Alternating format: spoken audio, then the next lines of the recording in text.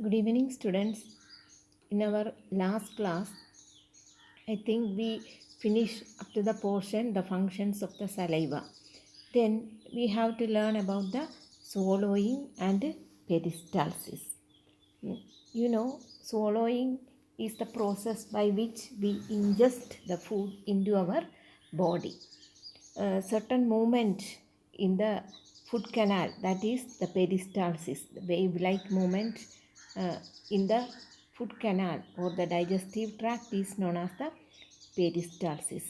Here the tongue also help to swallow our food. How the tongue help us to swallow? Tongue presses upward and back against the roof of the mouth. The roof of the mouth is known as the palate. The upper roof of the mouth is known as the palate. Our tongue presses upward and back against the palate. Then this forces the bolus into the throat or the pharynx. You know, the inner part of the throat is known as the pharynx. Through there the food passes into it. Then again you can see another structure known as the soft palate or the false palate you can see. If you look into the mirror opening your mouth, you can see the inner upper side of the palate that is soft and that is hanging down. You can see a movable structure. You can see the soft palate there.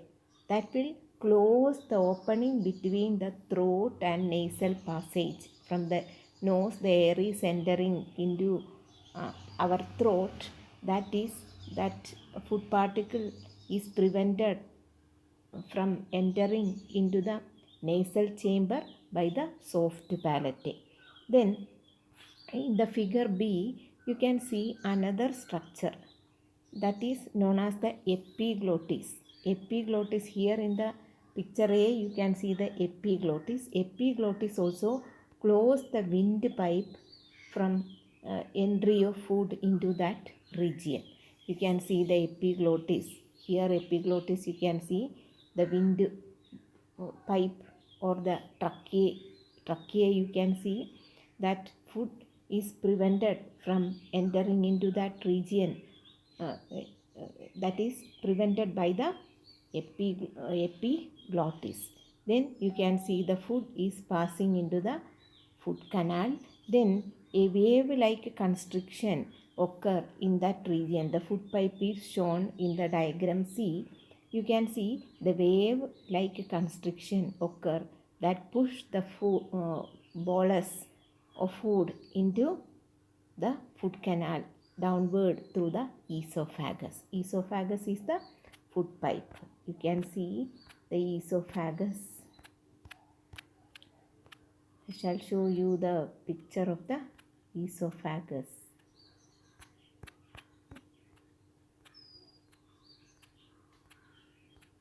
Esophagus or the food pipe, you can see. Through the food pipe, the food may enter. Then you know that the food through the esophagus, it enter into the stomach region. Then the stomach has certain glands inside it that are producing its digestive enzyme known as the gastric juice. Here in the stomach. Then the opening of the stomach into the intestine is known as the pylorus.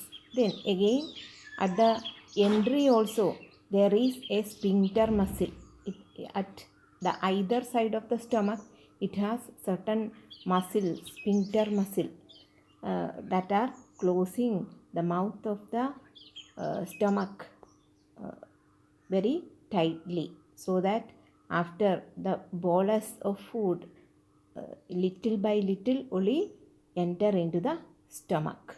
It is guarded by a particular muscle, ring of muscle known as the sphincter muscle. Keep the opening closed like a valve to prevent the food passing from the stomach until it is thoroughly churned up.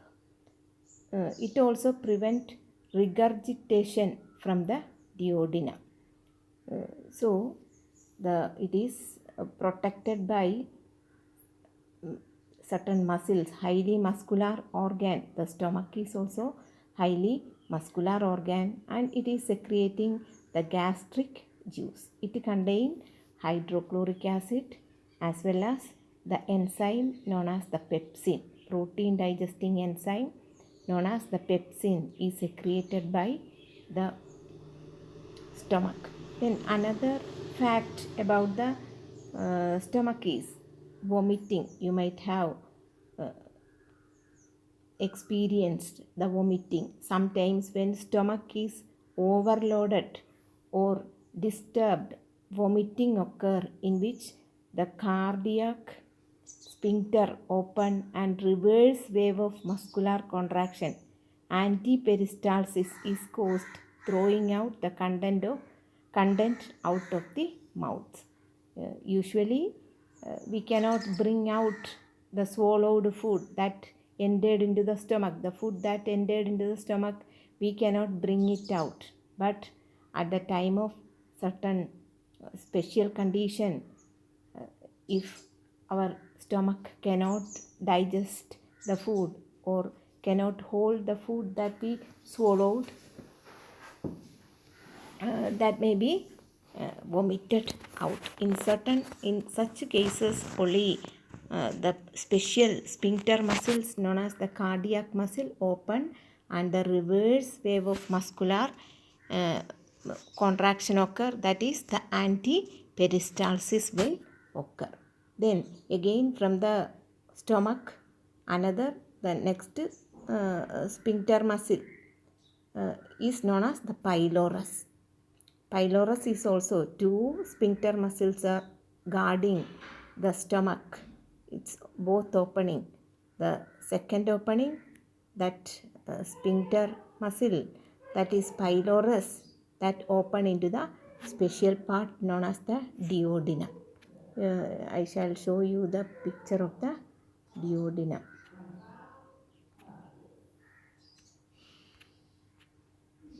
Here also you can see the part known as the duodenum.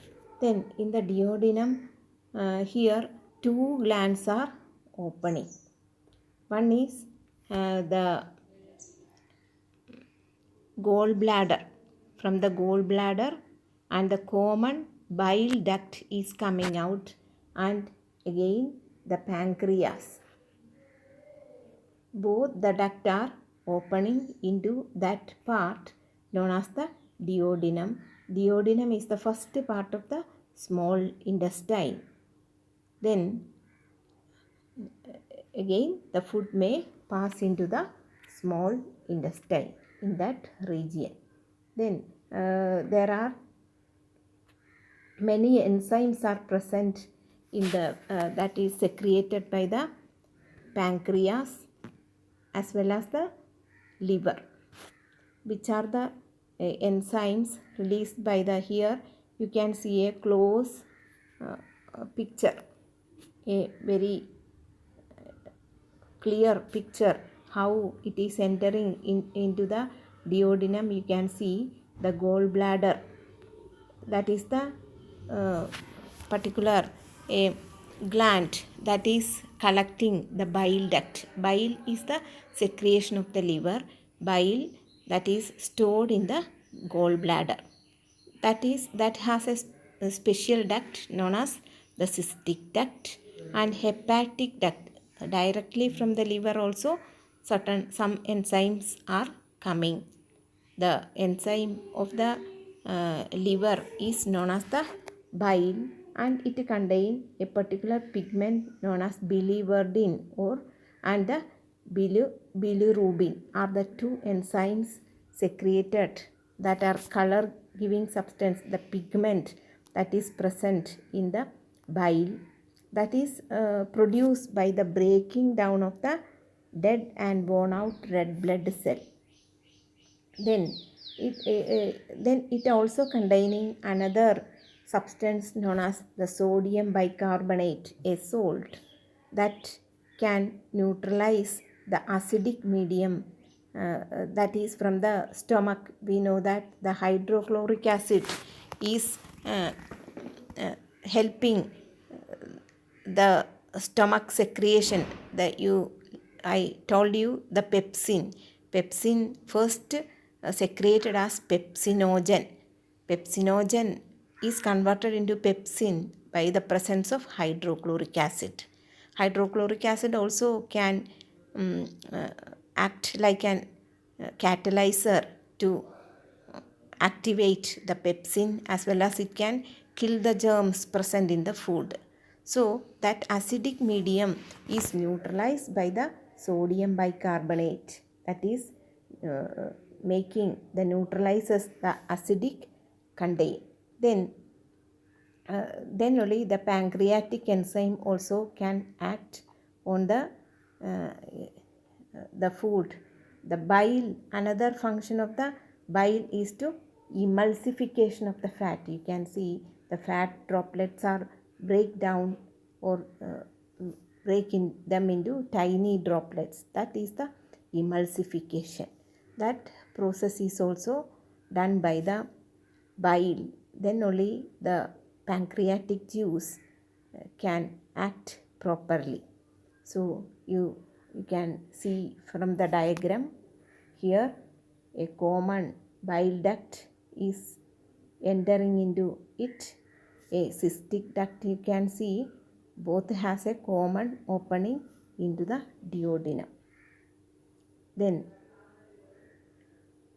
the food that is partially digested and entering into the duodenum from the stomach is known as the chyme. Its name is the chyme.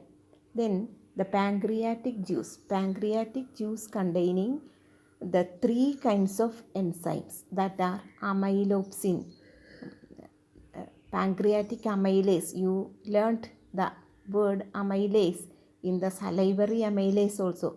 Saliva also containing the enzyme amylase, that is salivary amylase. Here the pancreatic amylase, the same function, that is helping to break the starch into maltose sugar, into a simple sugar, a maltose sugar. Starch is changed into maltose by amylopsin. Then you learned the name pepsin in the stomach. Similar to that, pancreas is producing another enzyme known as the trypsin. Trypsin also, like the pepsin, trypsin also do the same function. It is helping to break down the protein smaller. It produce smaller peptides and amino acid. Remaining protein, that may be protein may be digested into polypeptide. Peptides are the smaller units of protein, peptide and amino acid.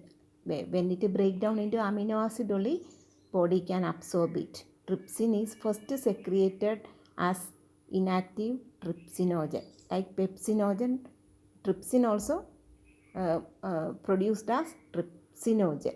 Then it is activated into trypsin by the enzyme enterokinase, also called enteropeptidase, secreted by inner lining of duodenum. Duodenum is also producing an enzyme to activate the trypsin. Pepsin is activated by the hydrochloric acid, but the trypsin, the second enzyme, protein digesting enzyme, is uh, uh, activated by the enterokinase, that is secreting the duodenum. Then the third secretion of the pancreas is the stepsin. That is stepsin, it is emulsifying emulsified fat them into fatty acid and glycerol. In the condition of fatty acid and glycerol, our body can absorb it. So the pancreatic enzyme, it's how which are the enzymes activating it, everything is described here. Then intestinal juice. Again, our the next part of the intestine, the ileum, is also producing certain juice, that are the erupsin. Erupsin is also like pepsin, trypsin. The third enzyme, that protein digesting enzyme, is the erupsin. Pepsin in the stomach, then trypsin in the pancreas, then erupsin in the intestine, small intestine, then erupsin, then another enzyme is maltase. Maltase digests maltose into sugar. Here in the pancreatic juice steeps in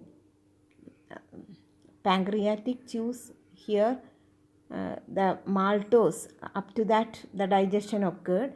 Then again this maltose into glucose. Maltose is changed into glucose by maltase. Maltase is another enzyme that is produced in the intestine.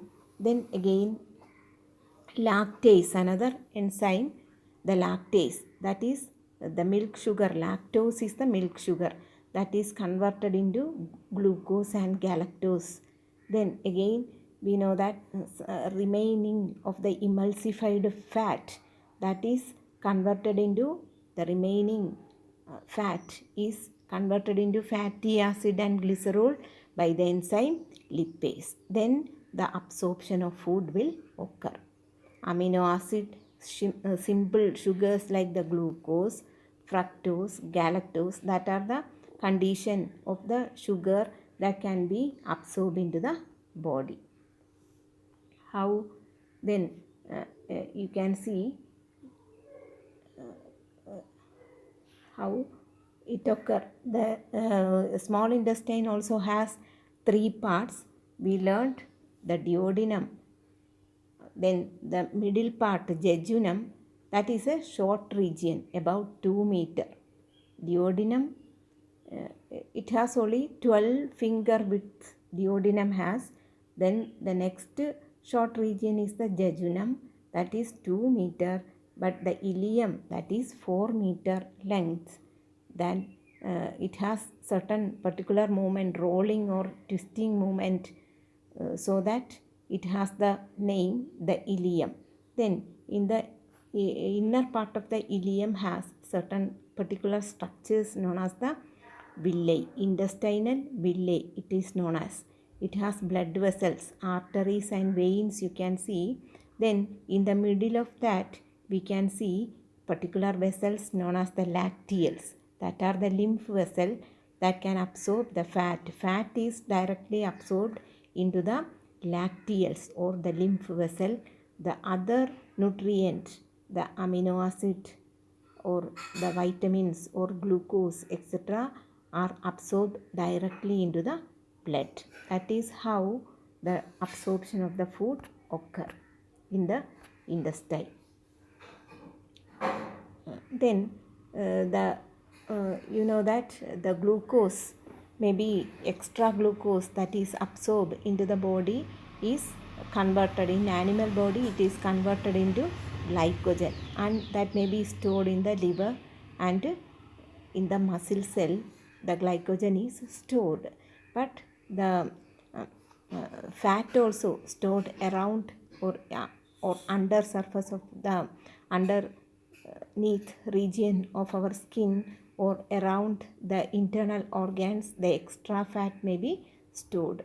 Some of the vitamins that are fat soluble vitamins can be stored inside our body, inside the fat or in the liver. Vitamin A, D, E, etc. can be stored. But certain vitamins like vitamin C or vitamin B, etc., that are water soluble vitamins that cannot be stored in the body, that may be excreted out by the kidney. Then the extra amino acid is also break down. Amino acid also cannot be stored in the body. The amino acid may be broken down in the liver, and the part of the urea may be excreted out with the urine, and the glucose part of it may be stored in the body.